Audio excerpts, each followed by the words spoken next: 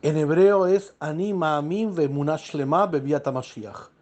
Yo tengo la convicción certera en la llegada del Mashiach, Be'afal pi sheitmamea, a pesar que se retrase, con todo esto, sin embargo, lo voy a esperar cada día. Esta frase la escribió el mismo Maimónides y justamente la digo en hebreo porque que la canción que posteé, que es esa canción que se canta generalmente en todo momento, y lo que yo posteé es el video de YouTube, delante del muro occidental, cantando esta canción. Esa canción, la melodía de esa canción es tremenda. Es una melodía que se compuso en honor a una persona que se escapó de los campos de concentración en Auschwitz, que él, cuando los nazis lo llevaban directamente, había mucha gente que estaba media muerta, moribunda o ya muerto, los nazis los tiraban directamente al crematorio. Esa persona se juró que se iba a escapar, se pudo escapar de ahí, él se hizo el muerto, lo estaban tirando, él se escapó, y él dijo, tengo que hacer una melodía para... y él escuchó que los moribundos cantaban esta canción, o sea, iban al crematorio ya medio moribundo cantando con estas palabras, que incluso en las peores circunstancias la gente tenía fe en la época del Mashiach. Mucho más ahora que gracias a Dios el pueblo judío pudo reconstruirse y los noágidas también se ven beneficiados de esto, que hay mucho más difusión del concepto del Mashiach. Y justamente la idea del Mashiach, especialmente lo que describe el Maimónides en el último capítulo de su libro, el capítulo 1000. Dijimos que su obra magna es un corpus de 14 libros, 1000 capítulos, donde el capítulo 997 y 928 habla de leyes de noágidas. Leyes noágidas. Y el capítulo 999 y 1000 habla de leyes del Mashiach. Y o sea, como que dejó marcada, si bien es un libro de leyes, como una especie de profecía que cuando se difunda en el mundo las leyes noágidas, estamos previa a la venida del Mashiach. Por eso vamos a leer hoy la última parte del último capítulo, del capítulo número 1000 del Maimónides. Hablamos que una vez que el Mashiach y la época de la redención llegan a su máximo exponente, ahí el Mashiach tiene y todo el pueblo de Israel tiene una influencia sobre las naciones para orientar a las naciones en un monoteísmo racional y ético. O sea, no solamente el tema de que abandonen la idolatría, sino que organicen su vida y su conducta de acuerdo a los ejes morales de la Torá universales, que son los 7 principios y sus derivaciones. Hay un punto importante que tiene que ver lo siguiente. En los profetas y en el Midrash y en los textos rabínicos se traen muchísimas profecías y descripciones de la época increíble que va a ser la época del Mashiach, de cooperación, principalmente de abundancia, de salud y de longevidad que la humanidad todavía no experimentó. De hecho, los últimos 100 años, el avance que hubo fue correspondiente a los últimos 2000 en confort, en igualdad de las personas, si bien hay muchos todavía focos de injusticia social, pero en general podemos decir que en toda la humanidad a nivel global se avanzó muchísimo, especialmente cuando a través de la robotización y de la tecnología el ser humano no tiene que hacer tareas rudimentarias, repetitivas, sino que puede dedicarse a expresar su alma como un ser moral y espiritual. Por lo tanto, en gran parte de las profecías se hace mucha referencia a esas descripciones. Y la gente se siente como tentado a describir, sí, va a ser una época maravillosa, es correcto. Sin embargo, va a haber un lineamiento que va a marcar esa época incomparable, que nunca la humanidad vivió una época así. Antes de abordar ese tema, hay muchas señales identificatorias que nos indican que esta época que estamos viviendo nosotros, es la época previa a la venida del Mashiach. Hablamos profecías que tienen 3000 años, 2000 años, 1000 años, en el Midrash, en el Talmud, en los mismos profetas. Es abundantemente esos textos que coinciden absolutamente con la época que estamos viviendo. No quiero ampliar demasiado sobre ese tema porque se escapa de lo que estamos viendo, que son los principios de fe, pero sí el libro, por ejemplo, la era mesiánica lo desarrolla increíblemente, y también hay muchos libros que describen por qué esta época es la época del Mashiach, previa a la medianoche. Pero vamos al punto, vamos a leer el punto número 4 y 5, que es el anteúltimo y último inciso del capítulo número 1000 del Maimónides, que con eso termina su obra. Ese tipo de textos proféticos, rabínicos, etcétera, aparte de alentar en la gente el ánimo, insuflar esperanza, de esperar y aguardar la época del Mashiach sin perder la fe, tienen un fundamento que es justamente aguardar. Y Maimónides dice lo siguiente: los sabios y los profetas no ansiaron la era del Mashiach para gobernar sobre todo el mundo o dominar a los idólatras, ni para ser exaltados por las naciones, ni para comer, beber y ser felices. Que justamente la época del Mashiach no es para eso, va a haber eso, va a haber abundancia, como vamos a ver el otro, insisto, que la abundancia absoluta es parte del Mashiach. Pero los sabios y los profetas que nos describieron esa época maravillosa, no nos dicen, mirá, como otro tipo de religiones, bueno, religión A, por ejemplo, el Islam, que el máximo aspiración de ellos es que todo el mundo se convierta al Islam y que se domine por todo el mundo. O otras religiones que va a haber un juicio final y los que no son de esa religión van a ser expulsados. No, dice, los sabios y los profetas describieron en sus libros la época del Mashiach, no para gobernar sobre todo el mundo. No, nunca fue la idea del pueblo judío ser piratas, dominar sobre todo el mundo. Solamente que la tierra que Dios le asignó, o sea, del pueblo judío, nada más que eso. Pero siempre estuvo en concordancia con todas las naciones. O dominar sobre los idólatras. No es un tema de hacer una inquisición. Ni para ser exaltados por las naciones, no que vengan a adorar, nada que ver. Ni para comer, beber o ser felices. No es el objetivo final, como ciertas religiones tienen un objetivo final de esto, como está bien descrito en diferentes libros que no vamos a entrar. Sino para qué los sabios y profetas ansiaron la época del Mashiach, dice el Maimónides, solo para ser libres para dedicarse con la Torá y su sabiduría, sin que nadie los oprima, los persiga o los perturbe, de modo que se hagan meritorios a la vida en el mundo por venir, como explicamos en la ley de Teshuvá. Y también agrega sobre esto el Maimónides, que el Rebbe Drubavitch, que justamente el ansia con la venida del Mashiach, que siempre en el pueblo judío se aspiró para eso, es para estar libre de los yugos opresores de diferentes gobiernos que eran persecutorios al pueblo judío y poder dedicarse a la Torá y a los preceptos. Y el Rebbe agrega, aprovechando esta época que estamos nuestra época, que estamos en democracia y en libertades, donde las minorías son respetadas, si bien hay persecución antisemita, pero no es como antes, tan generalizado. Justamente parte de los preceptos del pueblo judío es difundir las leyes no ágidas. Es por eso que en esta época, especialmente en los últimos 40 años, empezó fuerte la difusión no ágida por parte de las instituciones judías y de los rabinos. No es porque antes no había el deber, porque el deber estuvo desde Sinai. Apenas se recibió la Torá, ya el pueblo judío tuvo el deber dual para sí mismo y para con las naciones de conferirles, explicarles y entregarles el legado espiritual del pacto del arco iris, que en ese momento estaba siendo olvidado. Y durante mucho tiempo el pueblo judío sí difundió entre las naciones y siempre focalizadamente, a veces solapadamente, hubo escuelas no ágidas y todo eso. Lo que pasa es que mucho tiempo el pueblo judío estuvo absolutamente perseguido, sin posibilidad ni siquiera de opinar al respecto.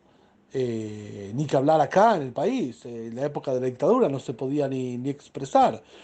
Más todavía, para que dejar que en otras épocas totalitarias del país, antes de la dictadura, años 30 40, había que estar con perfil bajo, los judíos no podían tener expresiones disonantes con los gobiernos de turno porque era peligro de vida literal, o que las instituciones puedan desarrollarse, digamos, ¿sí?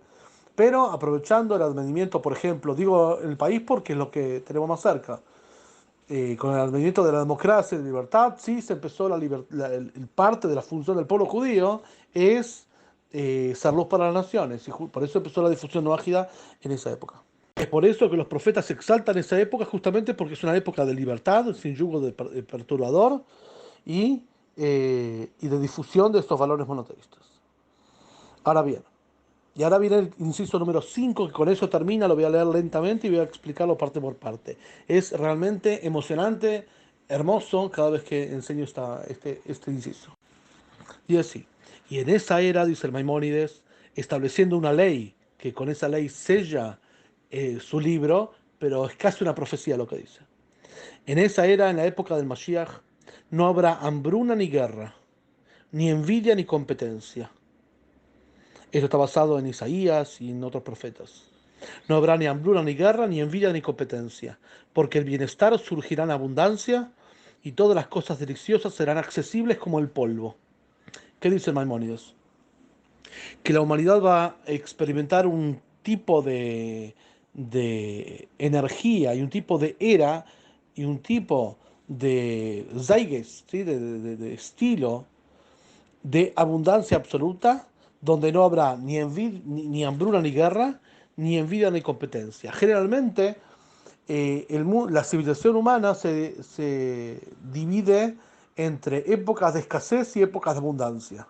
Pero la lucha y la pugna es lo que está siempre en el candelero, ¿sí?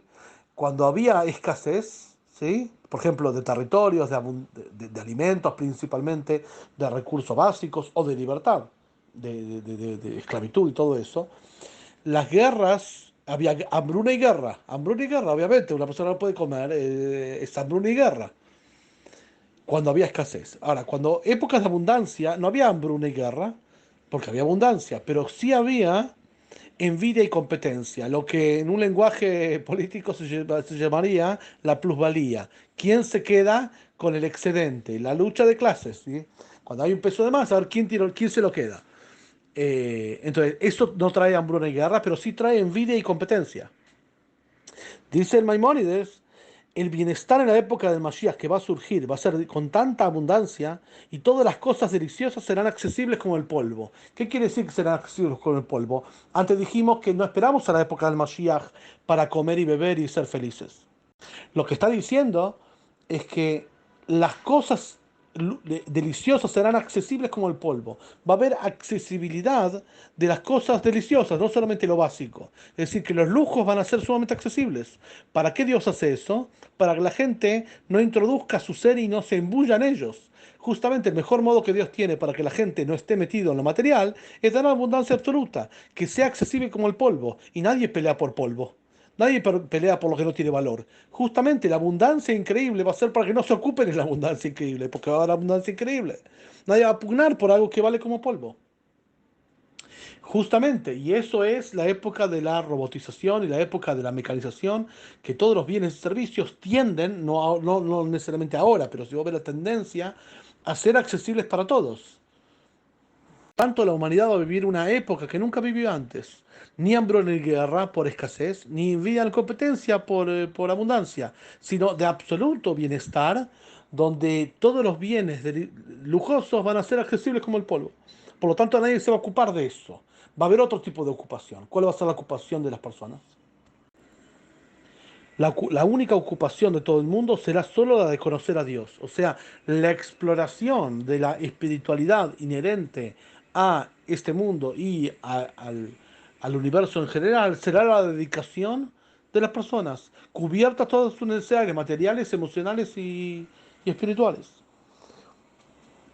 Justamente en ese punto, la gente será grandes sabios y conocerán cuestiones ocultas y alcanzarán el conocimiento de su creador en la medida de la capacidad humana.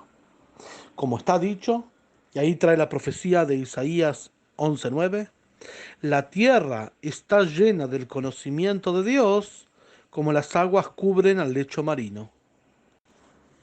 La tierra estará llena del conocimiento de Dios como las aguas cubren al lecho marino. ¿Qué significa?